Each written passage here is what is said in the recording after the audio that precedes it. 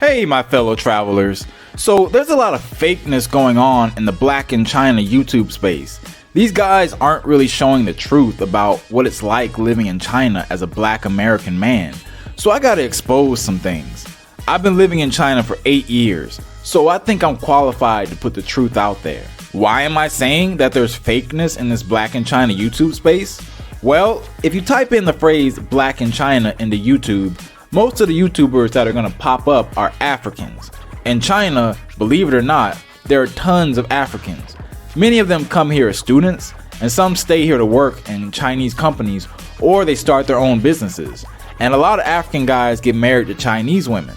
But here's the thing, as an American, your experience in China is probably going to be significantly different than that of most African guys. Because we can't just put all black people in the same box and pretend like we're all going to have the same life experience in China. A black person from the UK, an African black person, and an American black person will all have somewhat different experiences in China. Because many Chinese people do respond differently based on where they think you come from. And why do I feel the need to distinguish between American black people and African black people? Well, the fact is that your American passport gives you a lot of privilege and prestige when you're traveling and living overseas. I was watching a live stream the other day, shout out to Cool DMG. He talked about how when he was traveling through Malaysia, he noticed that people would treat him not so nice when they thought he was African, but after they found out he was American, they were much nicer to him.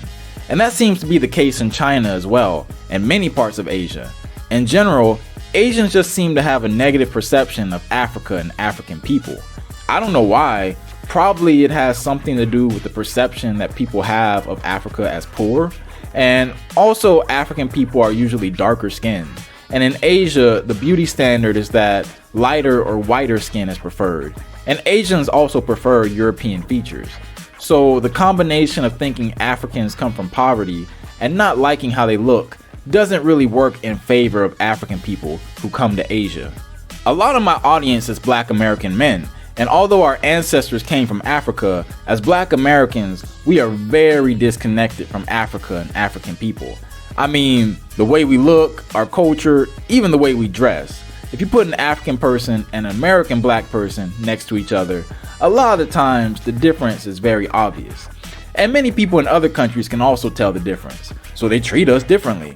You might not like it, but the country you come from often affects how much respect you're going to get from the person that you're talking to.